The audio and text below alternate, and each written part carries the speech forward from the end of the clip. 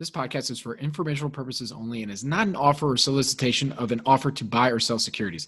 SNN Network, SNN Inc., and the Planet MicroCap Podcast and the representatives are not licensed brokers, broker-dealers, market makers, investment bankers, investment advisors, analysts, or underwriters. We do not recommend any companies discussed. We may buy and sell securities in any company mentioned and may profit in the event those securities rise in value. We recommend you consult with a professional investment advisor, broker, or legal counsel before purchasing or selling any securities referenced in this podcast.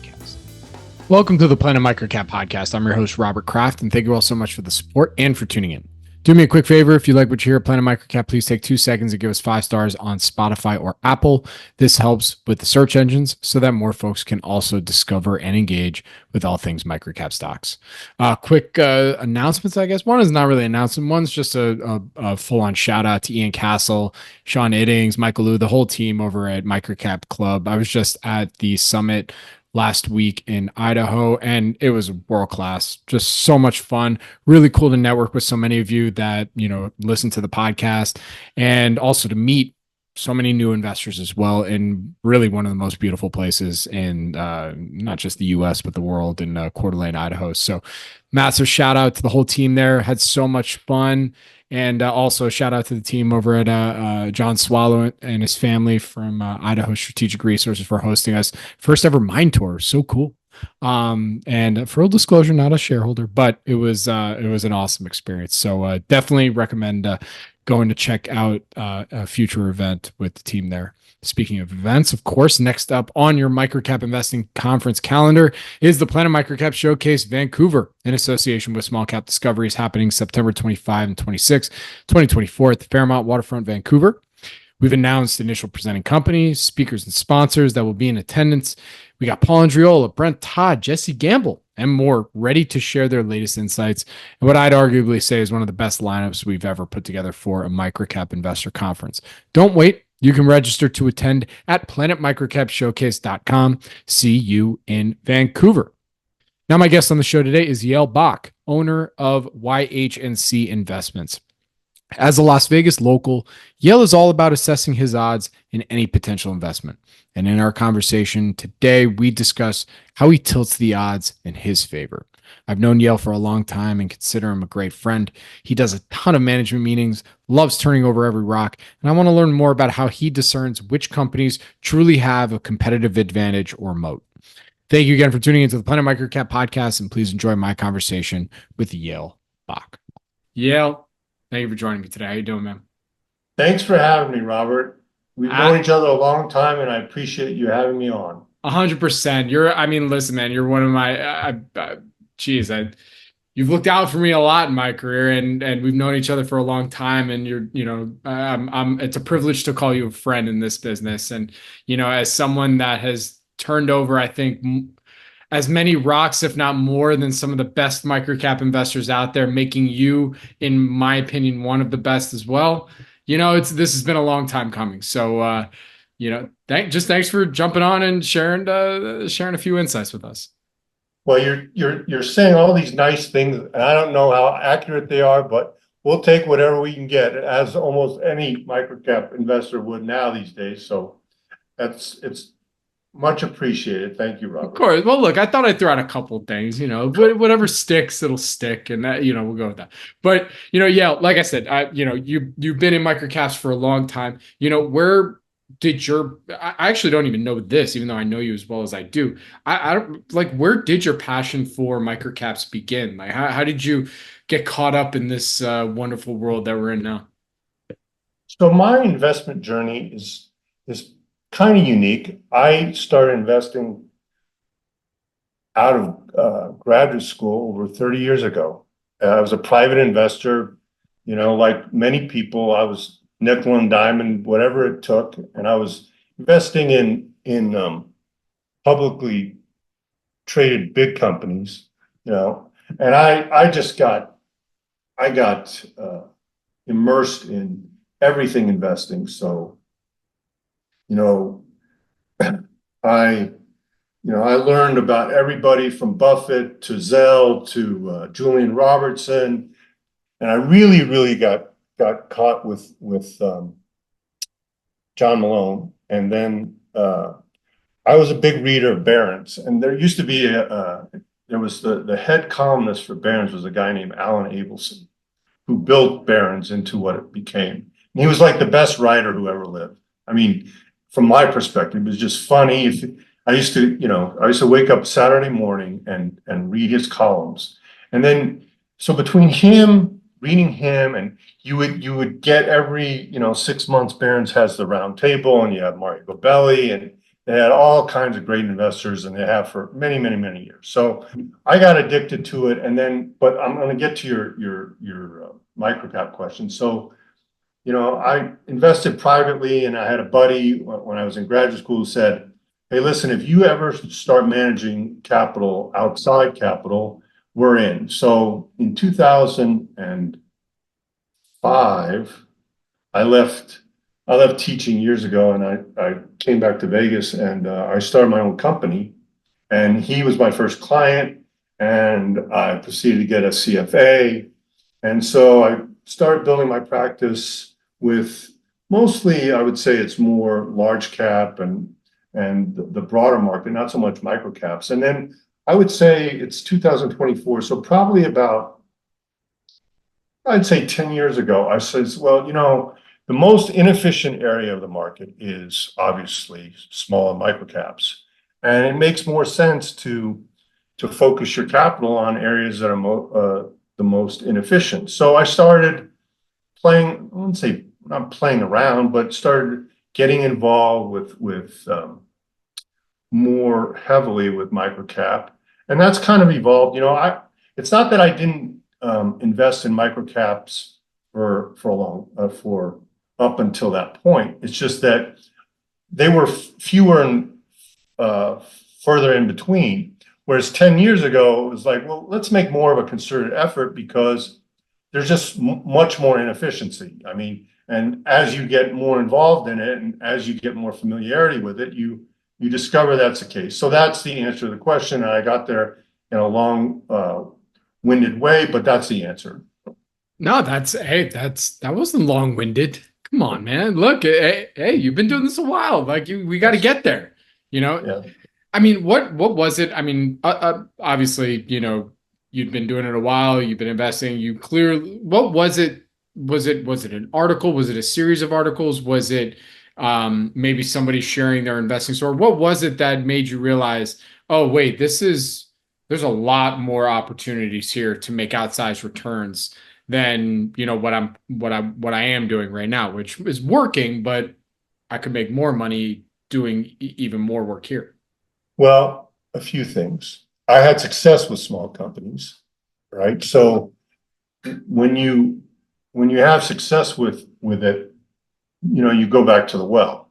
And the other thing is, as you start to build your capital base and you have more clients, you can get you can build a bigger position, which might be more meaningful. And the inefficiency aspect is compelling. I would say it was compelling because I was a longtime Liberty shareholder, still am, and I would go to the Liberty meeting. In fact, I remember going to I've been to Berkshire and I've been to the Liberty meeting, and I remember going to the Liberty annual meeting in Denver. And there was like 10 guys there, and I got a chance to speak with Mr. Malone. And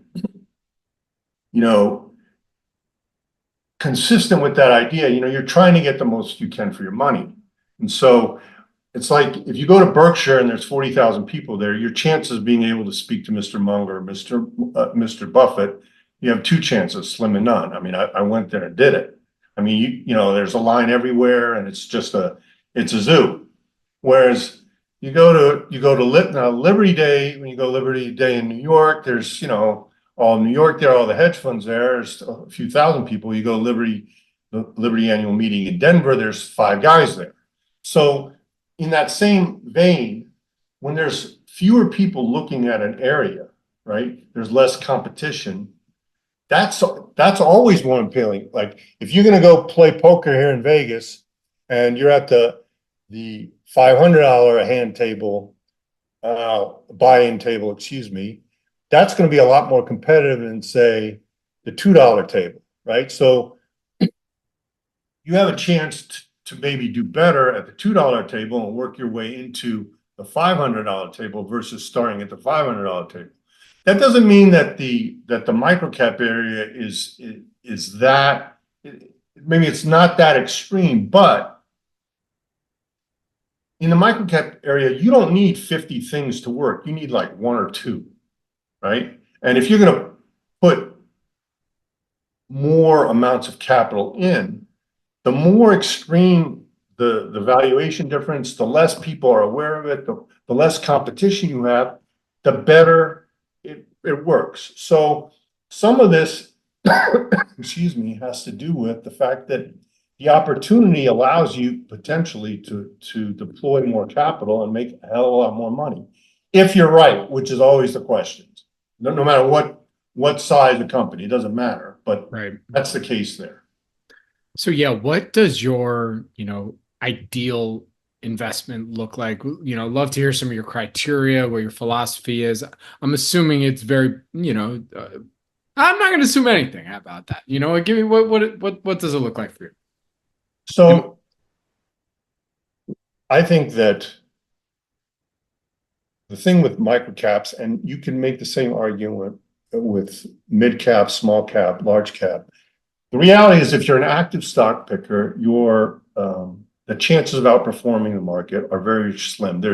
We're familiar with the study by the professor at ASU. The chance of outperforming an index over a long period of time are really relatively slim. I think it's 10 or 15% of all active managers over a 20-year period beat an index. So what I'm trying to do is tilt the odds in my favor, because the odds are not in our favor just to begin with. Even if you were dealing with the biggest cap sectors around, the most efficient markets, given that we're dealing with the least efficient area, right? The chances of you outperforming might be even harder. Might be even fewer, less, right? So if your chances with the broader market were 10 or 15%, chances are it's going to be even lower. So we want to tilt the odds in our favor. So how do I do that? Number one, I start with the capital structure. I do not start with management, not yet. Meaning, I want to see the number of shares outstanding, including warrants, options, preferred shares, restricted stock. I want it to be a restricted supply situation, okay? Because what we're trying to do is get the most we can for our money. And what we see with a lot of microcap, a lot of other areas, is that you've got these capital structures where you got 100 million shares, 200 million shares, 300 million shares, 50 million shares, and the business is 10 million top line. And so what happens is there's not enough of a business to support the capital structure. So that's the first thing. We want a restricted supply relative to the size of the business. So if the business is 200 million and the capital structure, you have 20 million shares outstanding, that's a much better ratio than 200 million shares outstanding and $10 million business. So we want a lot on the top line, and we want a restricted share count in the capital structure. And some of that also, as part of that, we have to look at the insider ownership. You can have a situation where our friend up north, we won't mention his name, he's got situations where the capital structure is 200 million, but the insiders own 95% of it. So the float, the actual free float, is very minimal. That's attractive too, right? So you have to really do your homework on the capital structure. And so that's a big indicator. Then we need to get into the management. Okay, how much of this do they own, like I just mentioned, and how long have they owned it, and not just the CEO, but also the board, right? Because we want them working for us. If they're selling over the last 6 months or year, every single time the stock pops, or the last 3 years, every time the stock goes up 20%, if they're selling, is that something that I'm going to want to be interested in? Probably not. So we do monitor, or I monitor, insider selling and insider transactions. And I want the management team and the CEO and the CFO to have a lot of skin in the game, and we want them to own a lot of it. Not 2%, not 3%. We want 10, 15, 20, 25, 30, 40. If the more the better. If they control it, great. Okay, so that's another thing. And then we want to get into the nitty gritty with the business has to do with their strategic competitive advantages and what is going to allow this company to go from X in revenue to 3X in revenue. Why is it going to be sustainable over the next 2, 3, 5, 8 years? Okay.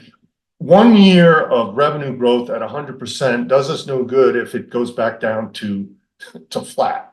The only way an institution, I shouldn't say the only way, but institutions are going to get involved when the revenue, the top line goes from, say, 30 million to 40 million to 60 million to 80 million, and profits go from 3 million to 5 million to 8 million. So that's what I'm looking for, the growth trajectory, and what's it going to be, and is it going to be sustainable?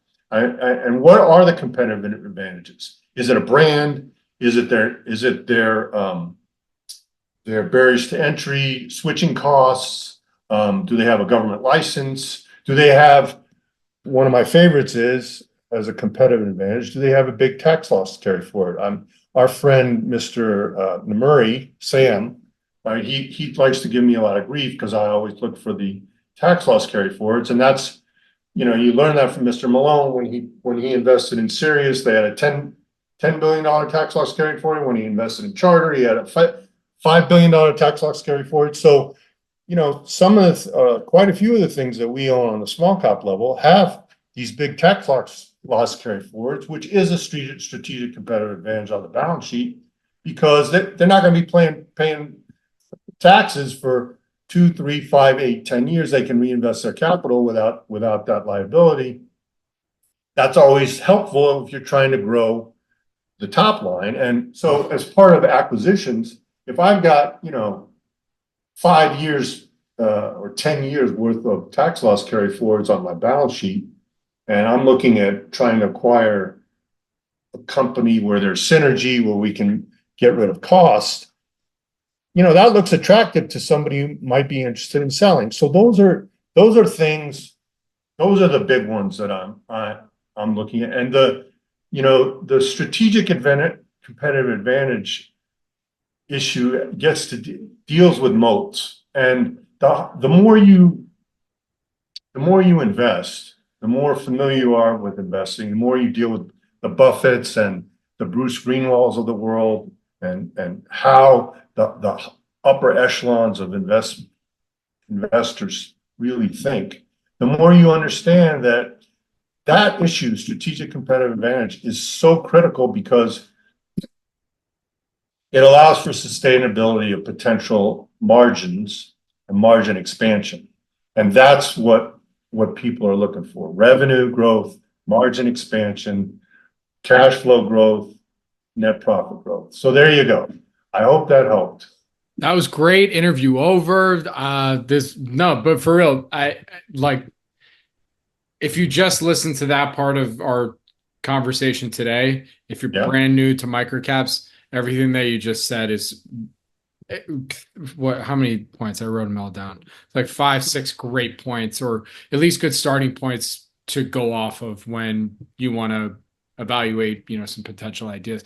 But, listen, I know you come to all of our events, at each one of our conferences, you do, 18 to 20 meetings with management teams. And I know you do that at a number of conferences because you're trying to turn over every rock.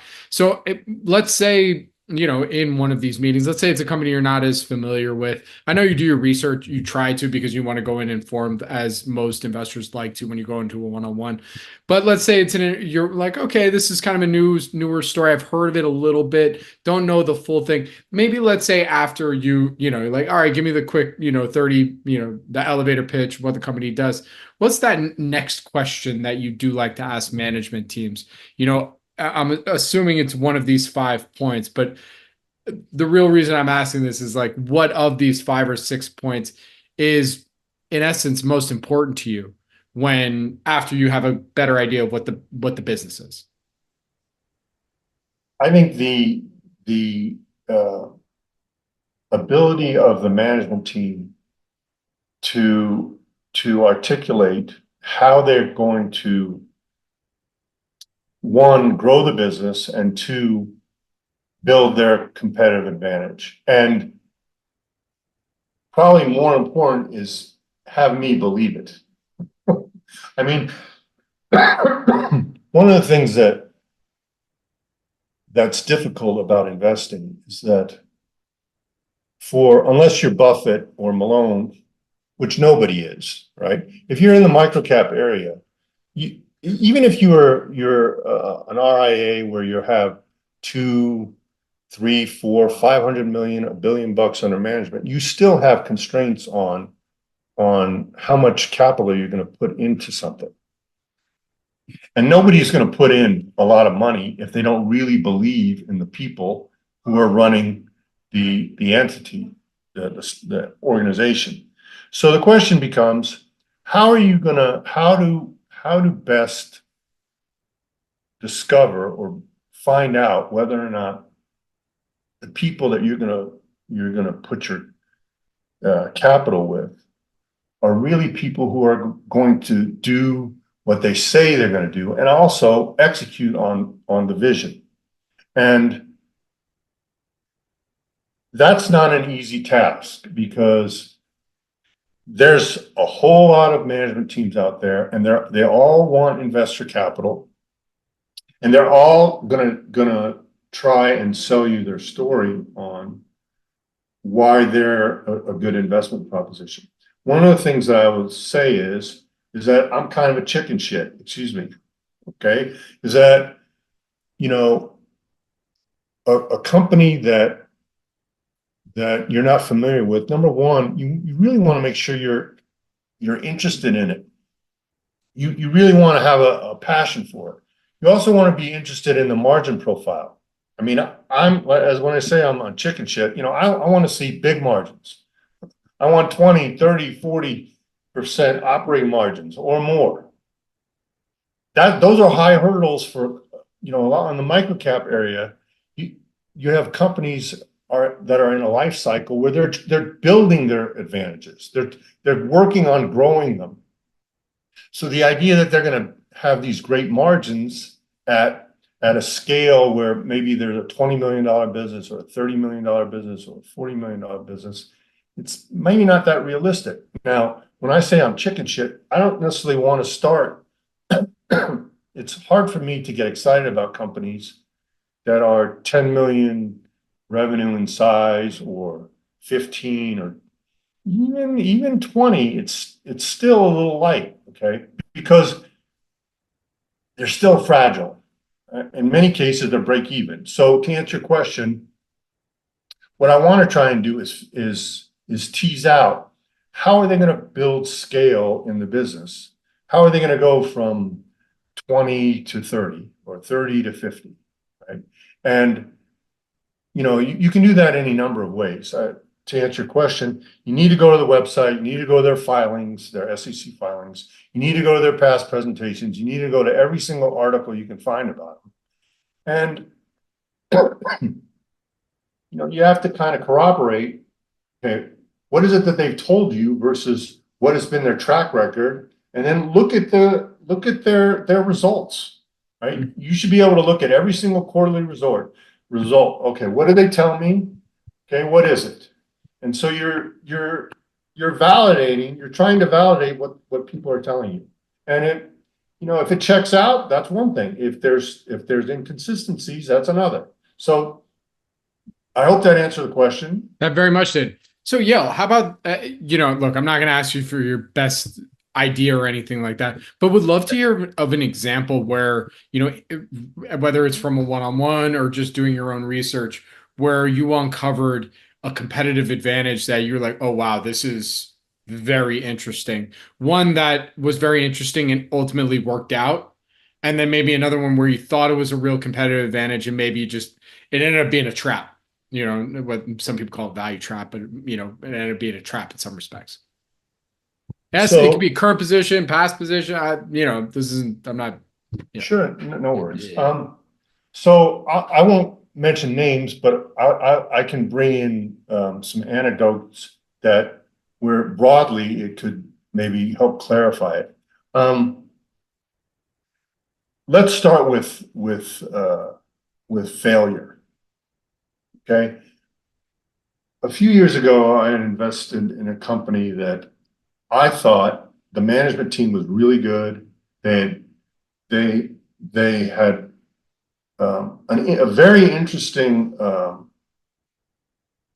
business model. They were in an area that I really believe would grow, and it checked the boxes, right? But it turned out that the company that they made a couple of acquisitions which were done with stock, and when they raised capital initially, they didn't raise enough money to have a big enough balance sheet to support what they were trying to do. And then I would say the two biggest areas or three biggest lessons there. Number one, they hired a very inexperienced CFO. So that wasn't good. And then when they did an acquisition, they tried to do an acquisition in Australia that fell through, and that was another red sign. Ultimately, it didn't turn out well at all. Okay, biggest mistake I've ever made in investing. Right, so that's a mea culpa, and but that's part of investing. Not everything that you do is going to work, and what that gets to, I would say, as part of the lesson is position sizing. When you're just starting out with a company, you don't necessarily have to go back up the truck, as Mr. Lynch says. You can just buy a little smidgen just to get the taste wet, just to monitor what's going on, just to see what's going on. And you can do that with a lot of different positions, right? Just to keep your attention on a lot of different things. Yes. Does it dilute your capital a little bit? Maybe, but you're not making a mistake pouring in a bunch of capital into something that you don't necessarily have experience with people who've proven it. Now, as another anecdote, which was good, was a few years ago, I was at a conference and I met with a CEO who you had on last year, and the stock has done very well. Not going to mention a name, sorry, but you're very familiar with them. But it was like maybe even 4 years ago, and they were attending the conference, but they weren't presenting. And we had a really good meeting, and the stock had been absolutely decimated. And they were in the midst of an acquisition, which from my Liberty days, I saw that there would be synergy between what they were buying and what they currently had. And that synergy has started to play out over the last 2 or 3 years, and the space was compelling. The CEO I found to be very straightforward. The CFO I met, and they've done a good job in terms of dealing with the navigating the fluctuations in the stock price. They subsequently had to raise maybe a little more capital, which was fine, right? But the point that the competitive advantage that I discovered or uncovered while I was meeting with them is when you looked at the scale of the business and what they were putting together, right? And you from my perspective, you were looking at the model that they're going to ultimately wind up with. It reminded me of what a Liberty synergy situation would be. And you only go through that by actually looking at the presentation, looking at the plan, looking at the management and the business, right? And really getting into the weeds in terms of what is it that this company is doing. So I don't know if that answered the question, but you really have to go further and go through the financials and go through the plan and understand what it is what are they trying to get to? Nope, you did very much answer my question. I mean, everyone's gonna be so disappointed that you didn't name names, but no, I'm just kidding.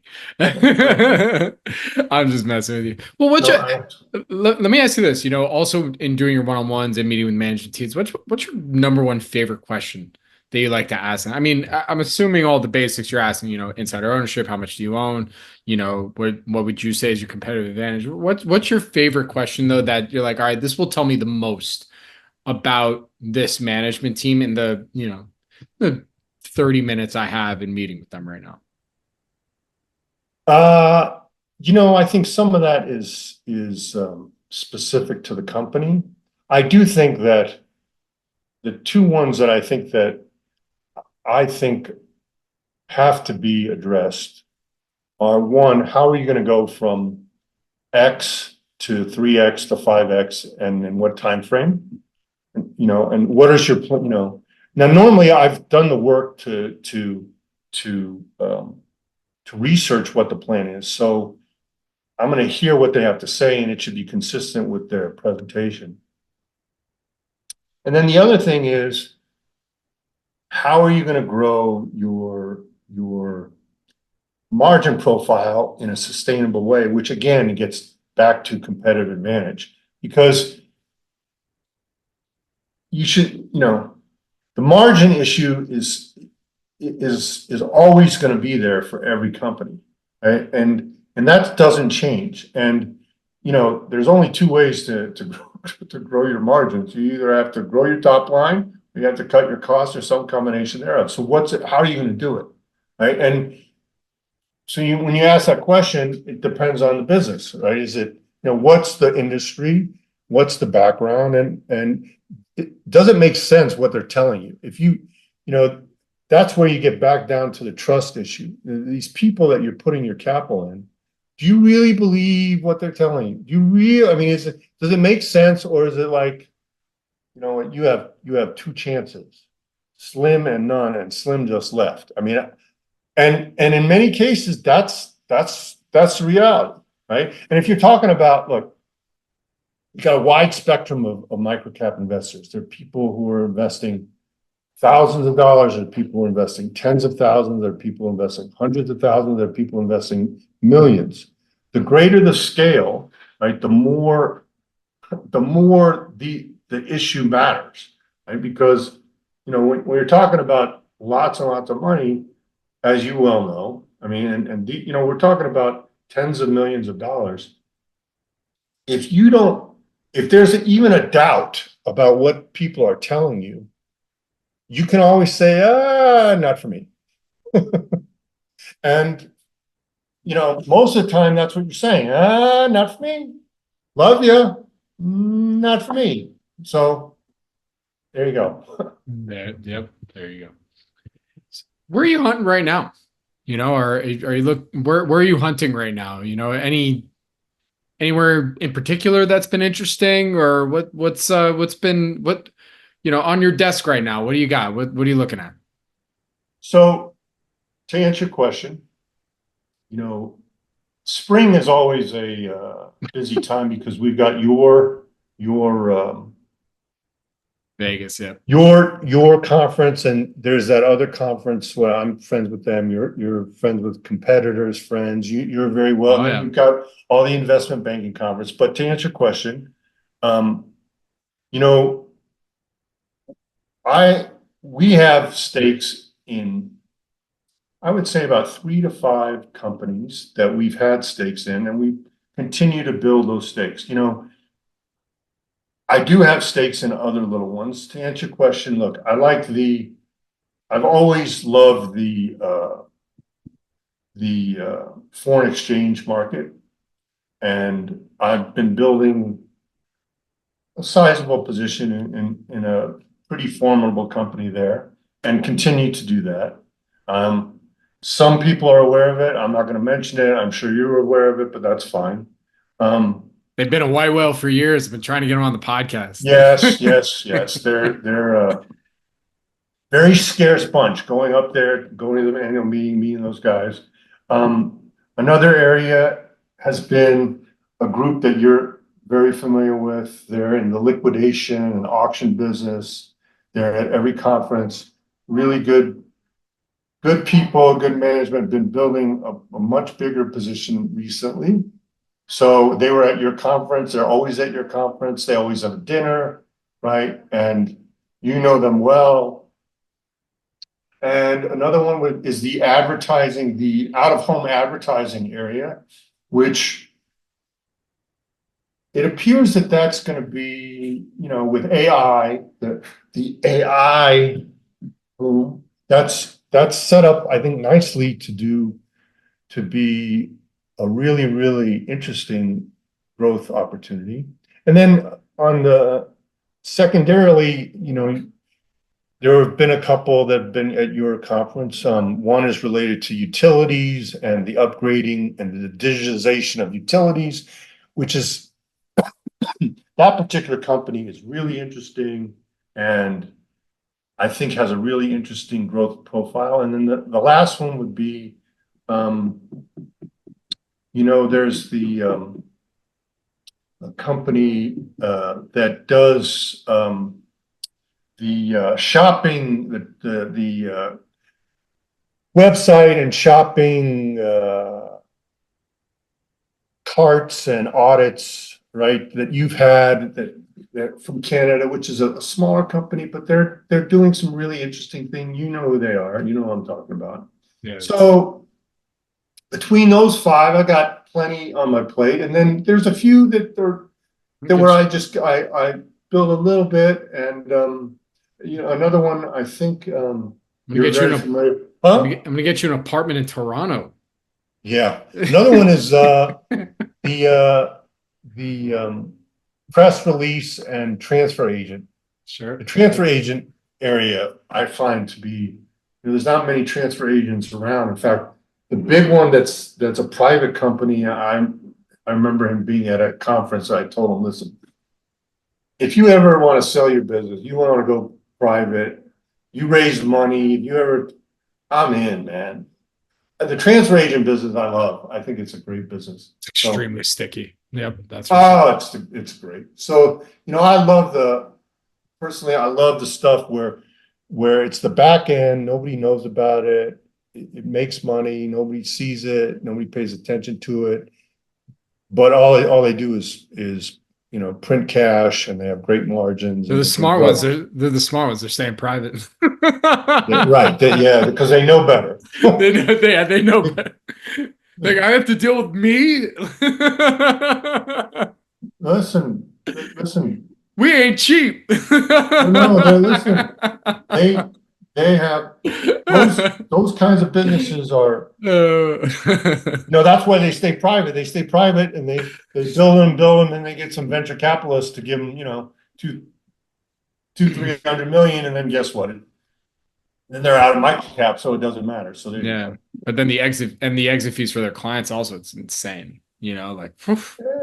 Listen, no judgment. It is what a sticky business, that's for sure. Yeah. So, yeah. Yeah. So there you go. I hope I didn't say too much I hope I didn't say too much, but I said enough. Listen, everyone in the know will probably, or at least people who listen to this podcast, and probably if you listen religiously to the due diligence series, you probably know some of the names that Yale has just mentioned without mentioning them. No, I'm sure they do. Yeah. So, come to the, we're running up on time, but you're an avid listener to the show, so this is a question I ask almost everybody on here. What would you say was an investing experience that changed your career the most? Let's stick to microcaps, because I think obviously Liberty was it is probably still a big one for you. You reference that a lot as, when you're looking at new ideas, that it looks very Liberty-esque, or, there's something very Liberty-ish about this. So other than Liberty, what was maybe a microcap experience that changed your career the most? I don't know that anything has not changed, but career. Like affected your career. Affected my career. Or you learned the most from? That's a good question. I fixed it on the fly. I would say,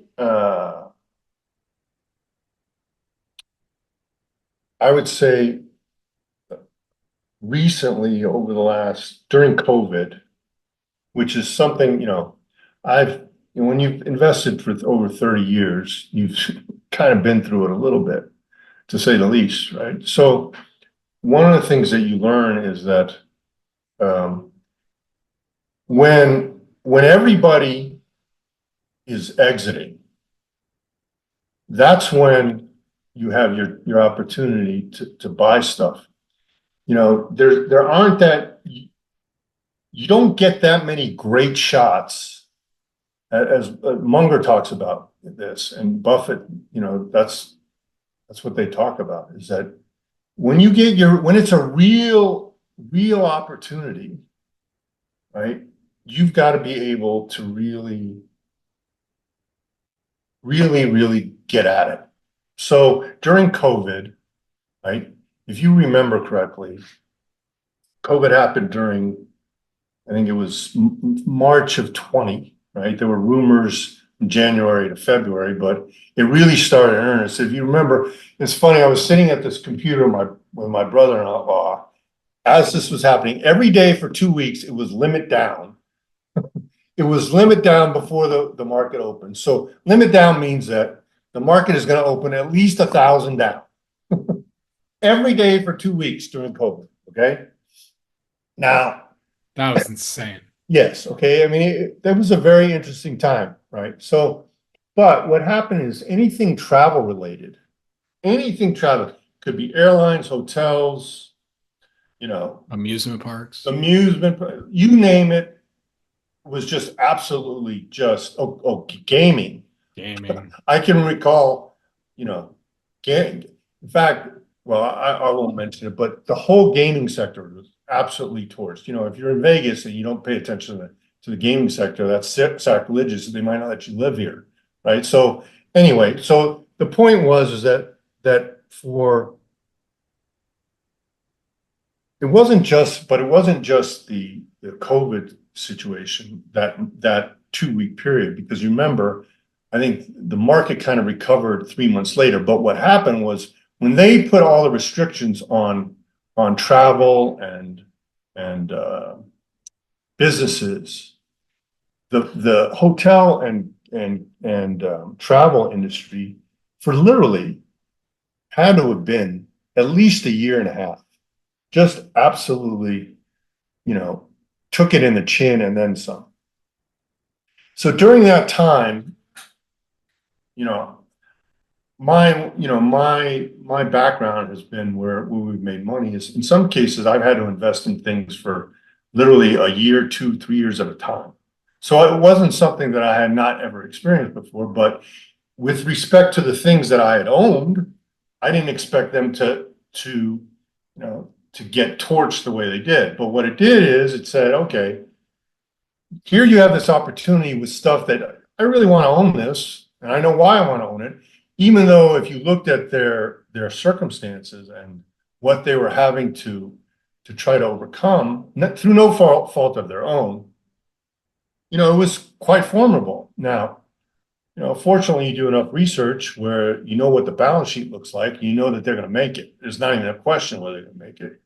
And so the whole time, literally for a year and a half or 2 years, let's call it a year and a half, I was in there. Yeah, I'm building my position. And that's the thing about microcap, is that the learning, what I'm trying to get at is that you're not going to bottom tick the bottom just because there's some issue. You're probably going to have to stick with it. It may not be a year and a half like I had to deal with, but the big thing that you learn is you're probably going to have to stick with it for quite a while. And you're going to have to monitor what's going on. You have to look at the performance, and you're going to find out whether you really, really want to own stock in this company and why. And the management team should be able to come out the other side where it proves to you that it's a stronger company, which is exactly what happened. And what it does is it validates that your faith in and your analysis of why you originally bought the thing. So, we built a fairly sizable position in it, and to this day we have it. And, hopefully that will, I'm expecting better things, time will tell. But the point that I'm trying to make is that for all of us complete, what do they call it? Masochists who are involved in this space, who are taking it on the chin every day and Sunday, or however long we've had to take it. It's literally, we're going on 5 years now, right? Or 10 years, 15 years. Yes, there's pain. There's going to be pain. And that's just part of this. But you're right. You're going to get rewarded, and to just stick with it, just make sure you're right. And that's the question. Are you going to be right? So that's the answer. I don't know if that helped, but there you go. That was great. Yeah, and I think that's a perfect place to end. So with that, where can our audience go and find more information to get in touch with you and learn more about YHNC Investments? Well, that's nice of you to ask. They can email me at information@y-hc.com. They can go to the website at www.y-hc.com. I think once in a while I'm on Twitter, not much, at Yale Bock. I'm here in Vegas. Send me an email. You can get a hold of me. I will get back to you. I promise. You want to talk stocks? We'll talk stocks. That doesn't mean I'm going to tell you what I own, but I'll talk stocks with anybody. A lot of people know that. And you come to Vegas, you can look me up, but I'm here for you, whatever you need. So I appreciate you having me on, buddy. I appreciate it. Of course. Yeah, always great chatting with you. Good luck, stay safe, and I look forward to chatting with you and seeing you soon. By the way, this guy, Robert, is the best. So I appreciate it, Robert. Thanks. You're the best. I appreciate it. Thank you.